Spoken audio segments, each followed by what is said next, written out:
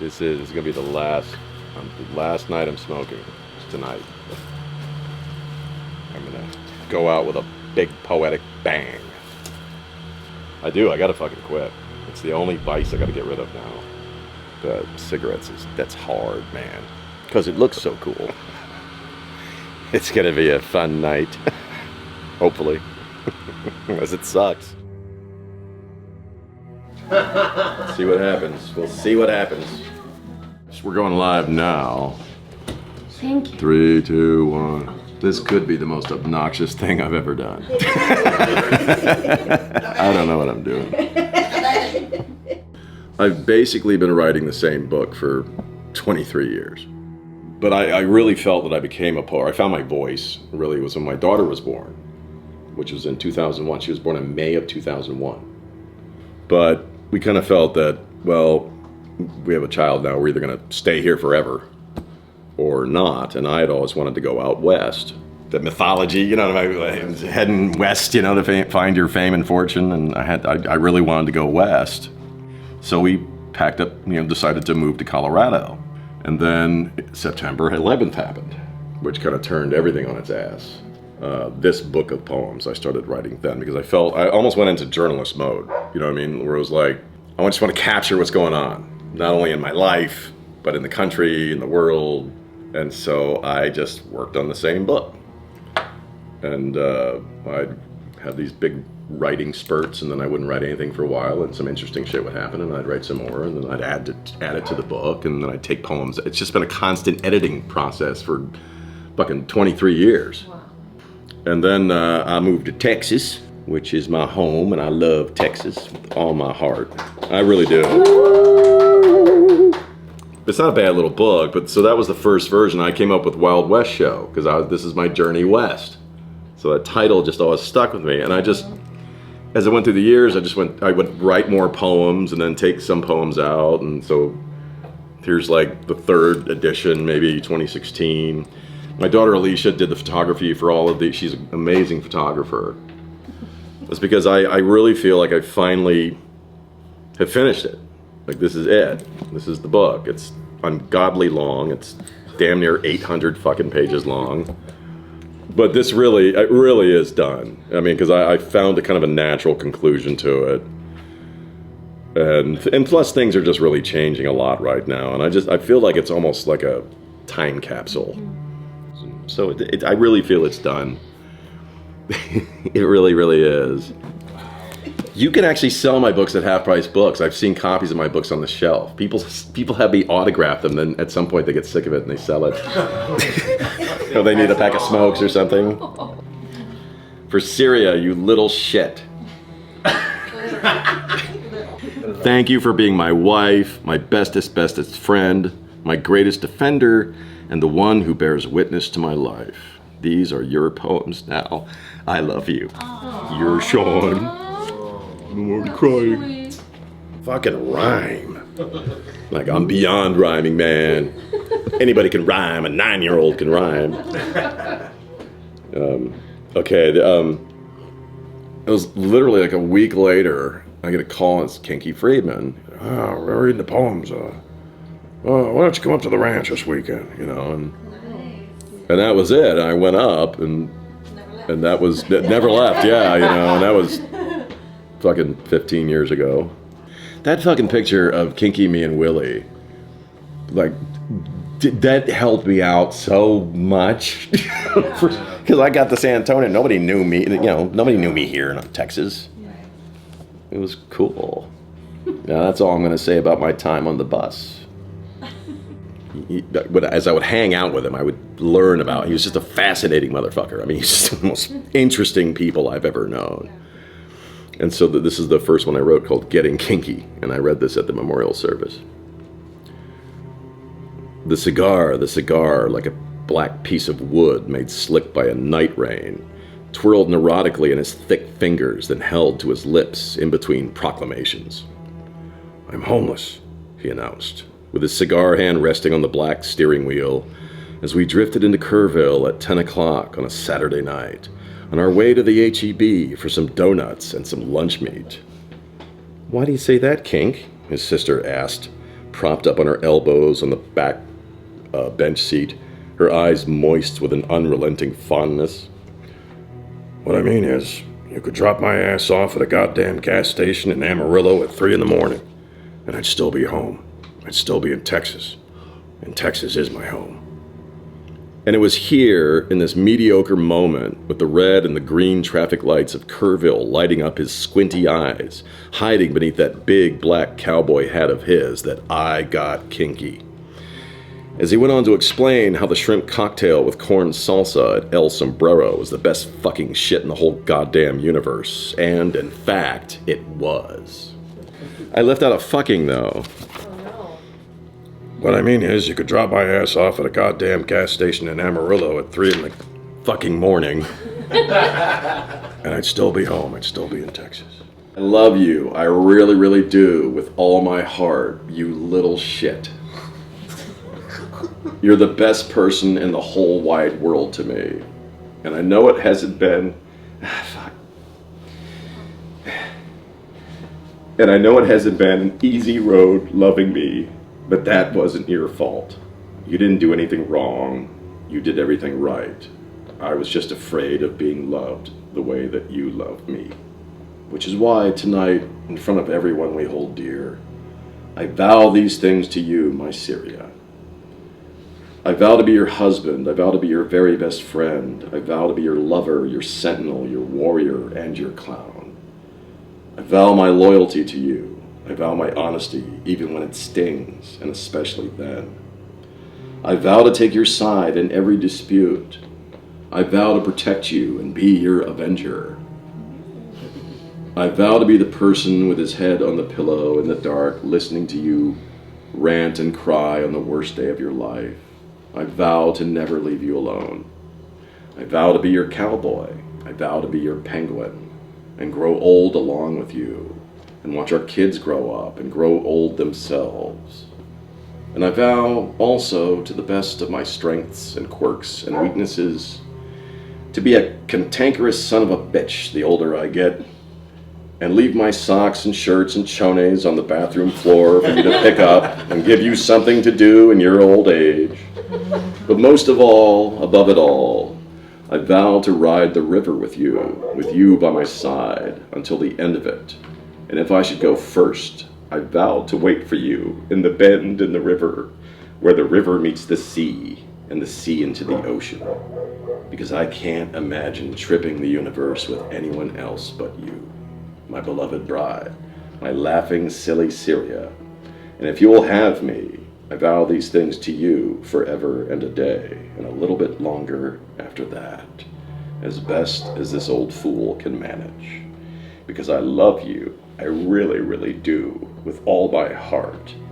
You beautiful, loving, funny, insane, persistent, tough, and sexy little shit. I vow these things to you before God and man. Amen. Well, I'll start off with a quick talk. Because I actually wrote, I mean, the whole sickness thing was an extraordinary experience. I mean that in good and bad. I mean, 6 months in a hospital, you know, it was intense, but I'm really thankful it happened, because it kind of set me on the path to kind of deal with some old demons and shit. Jesus. Truth. The day they squirted the dye into my colon, and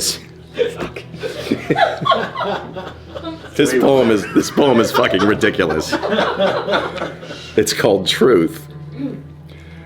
The day they squirted the dye into my colon and slid the probe up my ass and said, "Okay, Mr. Rima, you're gonna feel some pressure here," and then inflated the balloon in my butt, I realized whenever a doctor tells you that you're gonna feel some pressure here, what they actually mean is, this is really gonna fucking hurt. And of course, it did. It's a really icky poem, but it's a true thing, and I'll never forget this moment for the rest of my life. Talk about perspective. Okay, let me just read it. It's called Shit All Over You. One Friday evening at Methodist, the tube leading from my colon to the drainage bag had a bad seal, and I got shit all over me. And my team that night was a couple of young and pretty nurses, maybe in their late 20s at best. And as they lifted me and pulled the dirty sheets and stripped me naked and began to clean me, I began to cry, mortified. "I'm so sorry," I blubbered. And as I wept and they wiped me down, they assured me with soft, consoling voices, "Mr. Sean, it's okay. This is what we do. You don't have to apologize. This is our job." And within 15 minutes, I lay there in a clean gown, with clean sheets, in a clean bed, high off morphine, and watching Guy Fieri shows, while two young and pretty nurses, maybe in their late 20s at best, were somewhere on the floor doing 12 on and 12 off, mopping up somebody else's piss or vomit or blood, or sliding a glycerine suppository up someone's ass, or trying to restrain the old woman shrieking with dementia and yanking at her IV tubes. And since that day, I can honestly say that I have not complained about a fucking thing in my life, because you never ever know when the universe is gonna shit all over you, and you will need a couple of angels to wipe your tears and restore you back to human. That's a true story. Yeah. Of Honor and Cigarettes, for James Leonard Trevino. The old man leads forward in his seat on the airplane, surrounded by some other old men, a few older than himself, all of them leaning forward to catch a glimpse through a break in the clouds of the monuments and the marble buildings reflecting in the calm blue mirror of the tidal basin below, framed in the bright pinks and reds and white of September cherry blossoms at their summer peak.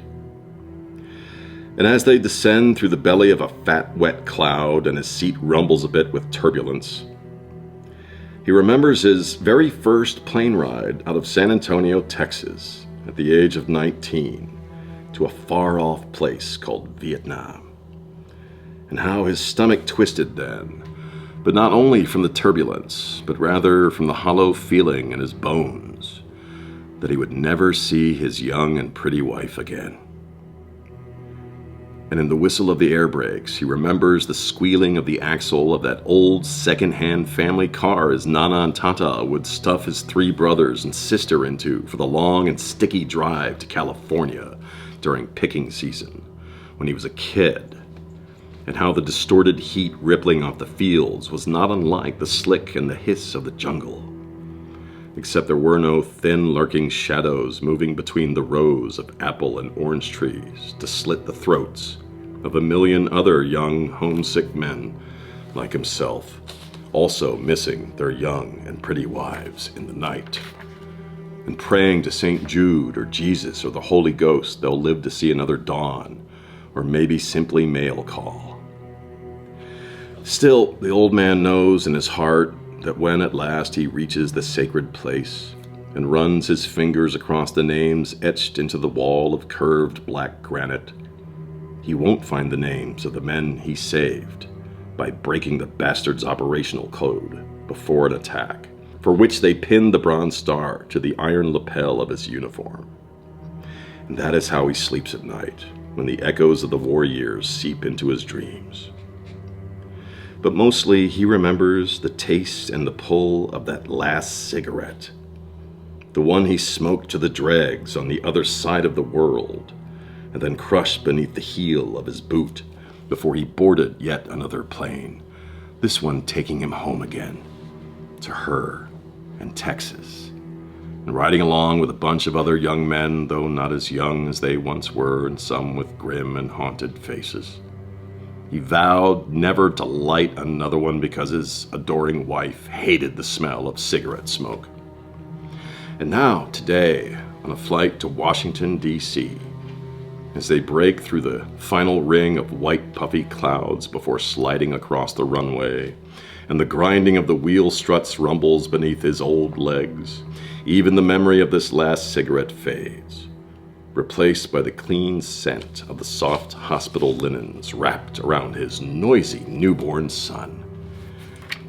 In the days and years after the war, and how the world felt different then, like everything was fresh and new and young. And it's here that he remembers with a warm smile the loving words of a now middle-aged man on a message on his cell phone before he switched it over to airplane mode and boarded the honor flight. "Hey Dad, it's Jimmy. Just wanted to say how proud Mom and I are of you, and we love you, and call me when you land." It's called Getting Kinky with My Girlfriend. So obviously, no, we were not engaged yet. Getting Kinky with My Girlfriend.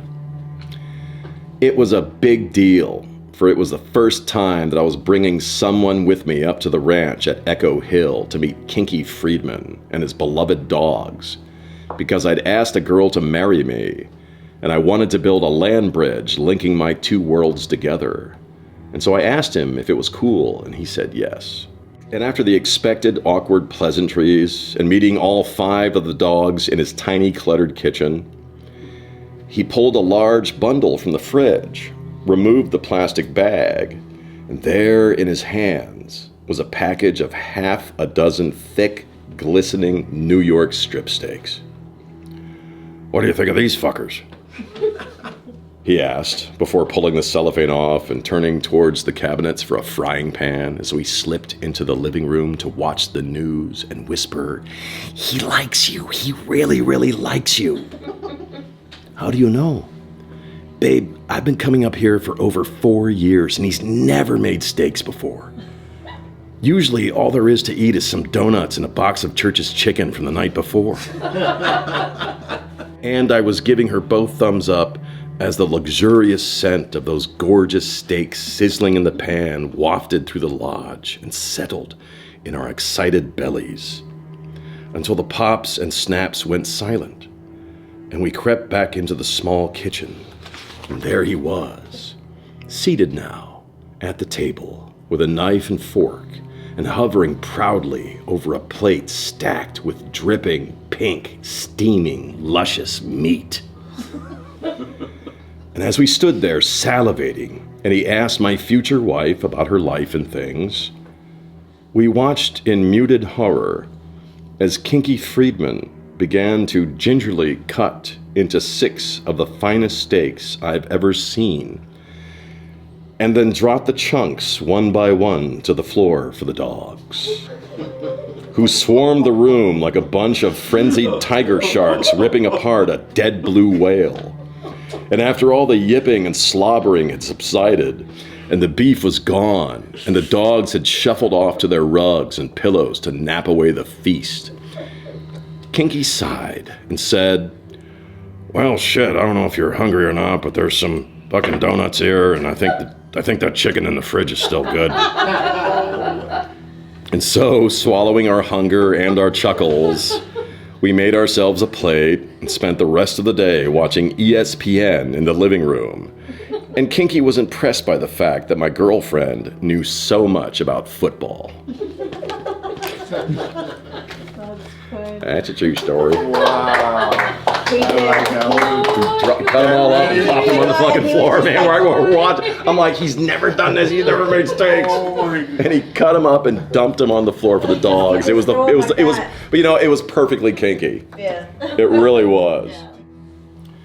22 years ago, I embarked upon a most American venture to pull up stakes, load my wagons, kiss my mother and father and brothers goodbye, and seek my mad fortunes in the West. And like so many before me, I was resolute in my lust for specks of fame and glory in my pan. And so I rolled the dice on everything. And over the next 22 years, the weird odyssey of it carried me across the Rocky Mountains to the Hollywood Hills and down to Austin, and finally here now to San Antonio, Texas, where I call home. And while I am thankful for the journey because it gifted you to me, I do regret all the many moments I lost along the way. Seeing my kid ride a bike for the very first time, one more Christmas with my dad, one more bong hit with my brothers, one less night raging at nothing and making you cry. And all this because 22 years ago, I failed to search for signs of life in the rubble of me. And there was never enough, never enough, never enough of any damn thing to fill the holes in me. And not enough miles around the globe to lose the old demons running after me. And it wasn't until just recently that I came to know that the fame and glory that I sought was in your eyes all along. And so today, as I set my empty tin pan down at my boots and take your hand in mine on our way to the big lots for some dog food and a lampshade, I thank God for my life and that this tangled road has come to an end. And then I whisper a soft novena for forgiveness for all the lost and precious time I sacrificed. Drunk off my ass, crazy in the head, and chasing El Dorado.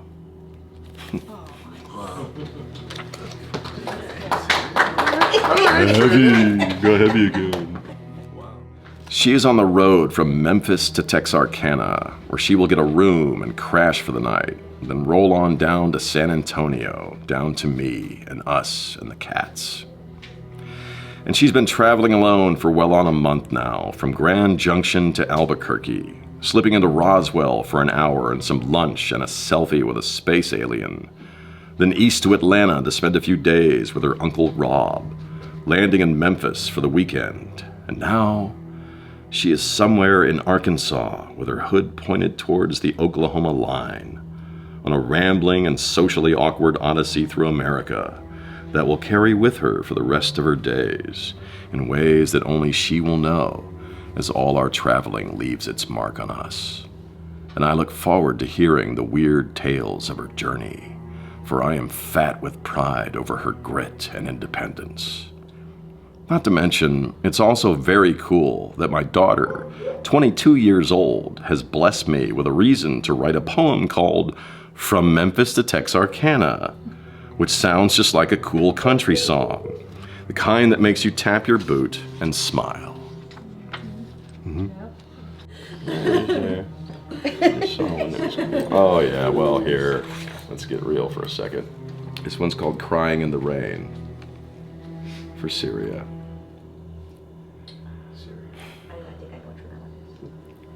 This is also a true story.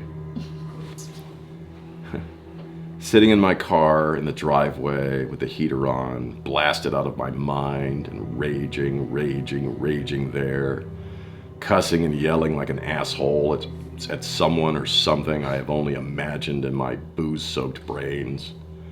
On a moonless night in the middle of a thunderstorm, when I take a breath to light a cigarette, and glancing through the sheets of water sliding down my windshield, I happen to see you. Standing off to the side of the garage, watching me rage for however long you were there before I noticed you, clothes drenched, long black hair matted against your sweet face. Just standing and watching and crying in the rain.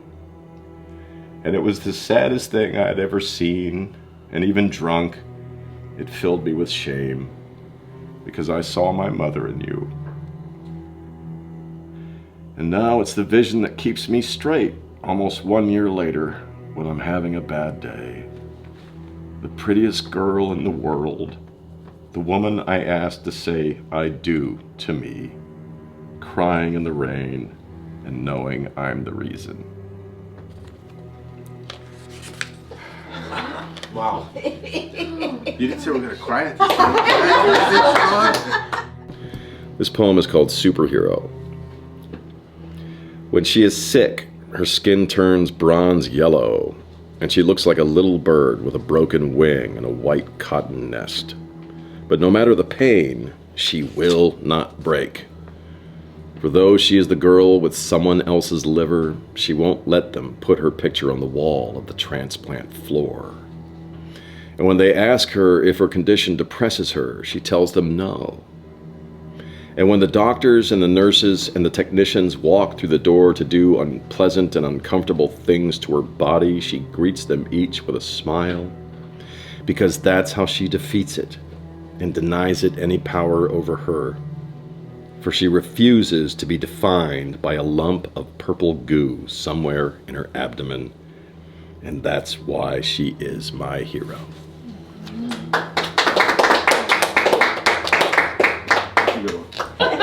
Buy the fucking book. It is a fucking 800-page book of poems that costs fucking $20. I make $1.04 a copy. I gotta sell a lot.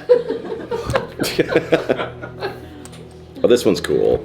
Then we'll just three more, I think. Three more. Because you're the boss. You're the boss of my life. That's right. We live and die on a round thing hanging in the sky, and a smaller round thing spins around us and keeps us from flying off this thing we're on. And though it is but a speck next to the sun, on occasion the moon can hide a star. And the sun itself is also a big round thing made of gas and heat and light. And the vast power of it is what warms and holds in place all the other round things hanging in the skies of our single solar neighborhood. And there are almost 4,000 such neighborhoods sitting in the dusty spirals of the Milky Way. And, as far as we can see, there are around 200 to 500 billion Milky Ways twinkling in the night, so very far away that by the time we see them at all, they are billions of years dead, because even suns grow old and die, which means Van Gogh's Starry, Starry Night was and is a star graveyard, and the twinkles that we see are really just light echoes of the things that have come and gone. And scattered throughout all of that are these things that we call holes. A hole whose gravity is so strong it flattens itself and eats the suns and everything else that gets too close to it. And the only reason we know it's there at all is by measuring the math of it. But we don't know why it's there or where stuff goes once it gets sucked into it. But we do know that nothing is lost or destroyed. It just goes someplace else. Parallel dimensions, or maybe simply heaven. And the weird fact of it is, we need all of this to be doing what it's doing. For me to be sitting here, in my kitchen, in San Antonio, Texas, sipping a Big Red and writing this poem, and that is fucking amazing to me, and fills my heart with hope and light. Because Sagan was right when he said that we are star stuff, for we are made of suns, and we too are never lost or destroyed. Which means my brothers and parents, and Gary and Bob and Susan and Santos and Alan and Kurt and Chris and Scott and Robin and Prince and Johnny Cash and Beethoven and Van Gogh and Groucho and Kinky and brother Billy Joe Shaver too are up there somewhere, kicking it with God and Jesus, maybe round a table in a cosmic cafe at the center of the universe, cracking jokes and telling old stories, while David Bowie strums a guitar and riffs on getting sober 4 billion years ago, when the earth was just soup and stars and lava, and I take great comfort in that. That was trippy. All right, 2 more. It's the one haiku I can remember. My bachelorhood was the Alamo, overrun by Mexicans. Blackout haiku. Waking up, not knowing what you said or did, but you know fucking well. Do you mind if I put my music on, she asks, doing her homework at the dining room table, shooing a cat off her laptop. No, baby, I don't mind, I reply, eating my breakfast and waiting on a text from my daughter in Memphis about her audition. Proud of you, my wife says, as John Mayer fills the room, and I ask her why, although I already know why. Don Tito, today is your 1-year anniversary without a drink. I said, I'm proud of you. Thanks, babe, I smile. That means everything. I rinse out my cereal bowl and check the weather through the thin red drapes of the sliding glass door on just another Saturday. What are you going to do today, my love? She asks, pulling another cat from her computer as I look out over the yard. The morning sky is pastel blue with softly passing popcorn clouds floating just beyond the grasp of the branches of the live oak trees. And even though it's only February, everything feels fresh and new, except our old Chihuahua, who trembles with age and spite as she wanders, snarling, blind, and sneezing back into the black depths of her old doghouse, and I focus on the porch. Today, I'm gonna go scoop up Foxy's poop and put away the laundry, I said. And so I did. He recorded some of the finest music of his life, I think, in the last 10 years of his life, and I was honored and blessed to have been a part of that, just to watch it happen. And when he started to get sick, he had written a bunch of new songs for a new record, and he knew. And he recorded these songs in Austin, and he really got them done fast and really at the last moment before he really wouldn't have been able to do it. And it's a beautiful record. And Marcy, I was talking to Marcy the other day, and they're gonna try to put it out in February. But Marcy, his sister, Marcy Friedman, his sister. She's still up there at Echo Hill, and it's him saying goodbye. I mean, it's a beautiful record. But he has this one song called "The Poet of Motel 6," and it's about Billy Joe Shaver, whom he was very close to and traveled with and toured with. And there's this nice turn at the end of this song about Billy Joe, and so I kind of tried to do the same thing when Kinky passed. And I actually wrote this poem on the day he passed. And to tell a quick story, I think I said earlier, Kinky, when I opened with a poetry set before he'd go on, he'd always introduce me as, "Mr. Sean, he's my second favorite living poet. The first is Billy Joe Shaver." And Billy Joe Shaver, whom we got to meet a few times, and was just a lovely, just an amazing being, Billy Joe Shaver. And Kinky just loved him and idolized him. Billy Joe Shaver actually died on my birthday on 2020, wasn't it? It was my birthday, October 28th, he died. And I remember hearing about it in the morning, and I was on the air, and I drove home, and I called up Kinky Friedman, and the first words I heard him say were, "How's my favorite poet today?" And it was just one of the... It's like a bittersweet. Well, it was the most beautiful and sad thing I'd ever heard, and I'll just never forget that. And so I wrote this poem for Kinky when he died.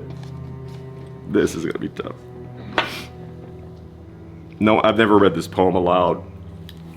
I meet him in the green room behind the stage after setting up the merch table next to the bar. $20 for the books and CDs and $40 for a t-shirt. And there he is, pacing in front of the couch with the black stub of a cigar between his knuckles and a shot of his favorite Mexican mouthwash in his free hand as he grumbles, "I don't know about this gig. Did you check the room? I tried to tell that goddamn sound guy about my hearing issues, but I don't think he was listening. Or just doesn't give a shit. I don't fucking know." "I checked it out, Kink," I reply, pulling up a chair next to the gold-trimmed coffee table. "I walked around while they were testing the equipment. You'll be fine." "Anybody out there?" "Full house, brother." Good. Wasn't sure if this is my crowd or not." "Oh, no worries, Kinky, I promise," as I described the packed theater to him and pop myself an ice-cold Big Red. There's some older folks who love you and follow you and always have, but a fair mix of young people are in the crowd, some of them wearing Echo Hill t-shirts. And they roped off a few of the bigger tables near the front for the VIP list and the meet and greet later on. "Oh yeah?" he asks, from beneath the lowered brim of his beaten up and dusty black cowboy hat. "Who'd you see?" I smile and take a short sip of my soda. "Well, Billy Joe and his boy are at a table with Waylon and Jerry Jeff and Johnny Cash too. And they just had some brisket and white bread set down by that pretty brunette with the silver wings. So they'll be busy for a while. I heard it's good here."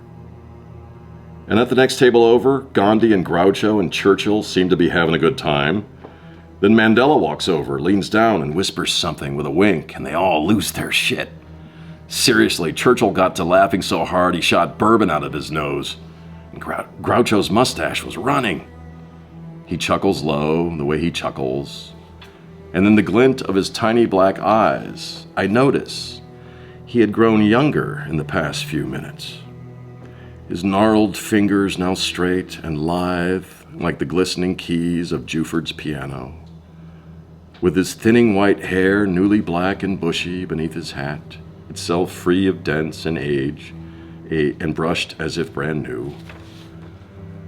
And after I wipe away a tear because we are getting close to showtime, I continue in a choked voice.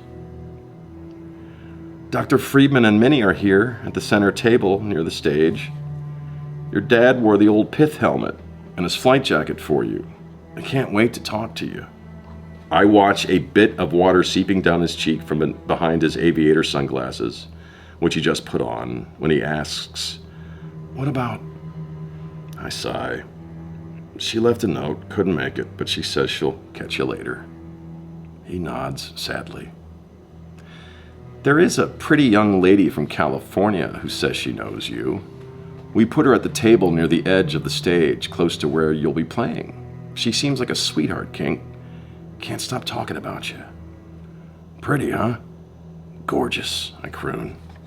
At this, he smiles behind his thick black mustache, free of gray and sickness, as I go on to describe how all the dogs are waiting for him as well, on a big plush gold-stitched rug on stage, next to the mic stand and the bar stool. "Sophie, too? Her tail hasn't stopped wagging. She's a good girl." Then I glance up at the wall clock, and my heart grows heavy like the night as the moment arrives, and I have to tell him in a dry voice crackling with love and 1,000 outlaw memories. "It's showtime, King." He grins, lifting his shot glass towards me, and whispers, as he always did right before a gig, "Don't go dying on me, boy." And I reply, "Not tonight, old man." Then I tap my Big Red off the side of his drink. We both take a thirsty gulp, me blubbering like a weirdo. "I wish we had more time. There's so much I wanted to tell you and say to you, like thank you. And you changed my whole freaking life, Kinky, because you believed in me when no one else did. And that made all the difference in the world." "I know," he winks, placing his glass on the table and strapping on his old guitar. "Listen to me. Everything changes. Everything changes. Everything changes. And it's all right. I love you, Kinky. Back at you, mate." As I turn and leave the green room and walk away down a long, dim hallway leading back into the world, I hear the voice of the Lord on the house mic say, to an impatient and thunderous applause, "Ladies and gentlemen, it is with great pleasure that I introduce the man we're all here to see. Please give it up for the one, the only, Kinky Friedman." Wow, I love that.